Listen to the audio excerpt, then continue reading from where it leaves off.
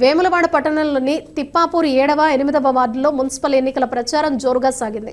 ఈ ప్రచార కార్యక్రమానికి రాష్ట్ర ప్రభుత్వ విప్ వేములవాడ ఎమ్మెల్యే ఆది శ్రీనివాస్ ముఖ్య అతిథిగా హాజరై ప్రసంగించారు. ఈ కార్యక్రమంలో సిరిసిల్ల నియోజకవర్గ ఇన్ఛార్జ్ కేకే మహేందర్ రెడ్డి, గ్రంథాల సంస్థ chairman Nagula Satyanarayana, market committee chairman Rondi Raju, పట్టణ కాంగ్రెస్ అధ్యక్షులు Sandragiri Srinivas, municipal vice chairman Kanikarapu Rajesh తదితరులు పాల్గొన్నారు. ఈ సందర్భంగా ఆది శ్రీనివాస్ మాట్లాడుతూ కాంగ్రెస్ పార్టీ అభ్యర్థులు సాగరం వెంకటస్వామి, అక్కనపల్లి నరేష్ను భారీ మెజారిటీతో గెలిపించాలని ప్రజలను కోరారు. గత 10 ఏళ్లుగా గత ప్రభుత్వాలు నిర్లక్ష్యం చేసిన పనులను నేడు తాము చేపడుతున్నామని తెలిపారు. బీజేపీ, బీఆర్ఎస్ పార్టీలకు అవకాశం ఇచ్చినప్పుడు వేములవాడ అభివృద్ధి వెనుకబడిందని విమర్శించారు. అభివృద్ధి పనులు కుంటుబడేలా చేసిన వారు మళ్లీ గెలిపిస్తే నిధులు ఎక్కడి నుంచి తెస్తారని ప్రశ్నించారు. దున్నపోతుకు గడ్డి వేసి బర్రెకు పాలు పిండితే రావు అంటూ వ్యంగ్యంగా వ్యాఖ్యానాలు చేశారు.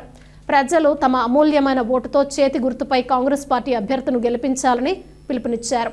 ఈ సందర్భంగా కోరుతున్నా, గత 10 ఏళ్లలో జరిగినటువంటి అభివృద్ధి పైన ఒకసారి ఆలోచించండి. ఈ 2 ఏళ్లలో జరుగుతున్నటువంటి అభివృద్ధిని ఒకసారి ఆలోచన చేయండి. ఆ 10 ఏళ్లలో పడవడ్డటువంటి పనులన్నీ మీ పట్టాలోకి ఎక్కించడమే లేదా మీ బిడ్డగా 2 ఏళ్ళు గెలిచిన తర్వాత? ఆ 10 ఏళ్లలో గాలికి వదిలేసిన పనులన్నీ మనం గాడిలో పెట్టడం అనేది 2 ఏళ్ళు ఒకసారి ఆలోచన చేయమని కోరుతున్నాం. 10 ఏళ్ళు పట్టించుకున్న పాపాన పోని బీఆర్ఎస్ పార్టీ, అప్పుడు 10 ఏళ్లలో బీజేపీ ఉంది మన ప్రాంతాన్ని పట్టించుకునేటువంటి వాళ్ళు. ఈ రోజు వచ్చి రంగుల రంగుల కళలు చూపించే ప్రయత్నం చేస్తుంటే వాళ్ళ మాటలు నమ్మి మళ్ళీ మోసపోదామని అంటున్నారు. 10 ఏళ్ళు అధికారం ఇచ్చినాం కదా వాళ్ళకు. వేములవాడ మొదటి మున్సిపాలిటీ బీజేపీకి ఇచ్చినాం. రెండవసారి ఎన్నికల్లో ఆ రోజు 70,000 కోట్ల అప్పుకు 16,000 కోట్ల నిల్వ బీరువాలు ఉండే. 16,000 నిల్వ, 75,000 కోట్ల అప్పు. ఆ అప్పుకు సంవత్సరానికి 6,000 కోట్ల వడ్డీ కట్టుకోమన్నారు.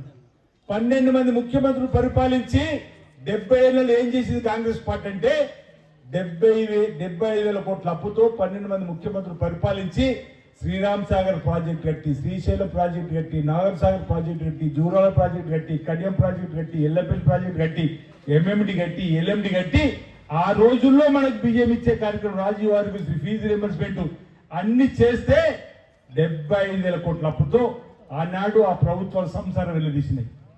తెలంగాణ సబ్బడి వర్గాలను కొట్లాడినా కానీ ఒక్కడికి అధికారం ఇచ్చినాం. బీఆర్ఎస్ పార్టీకి, టీఆర్ఎస్ కు 10 ఏళ్లు పరిపాలించింది ఒకటే పార్టీ, ఒకటే ముఖ్యమంత్రి. 2 ఏళ్ల కింద మేము ఇందిరమ్మ రాజ్యం రావాలంటే మీరు అవకాశం ఇచ్చిర్రు. తీరా అధికారంలోకి వచ్చి చూస్తే తల్లి 8 లక్షల కోట్ల అప్పుల్లో ఉంది రాష్ట్రం తెలంగాణ.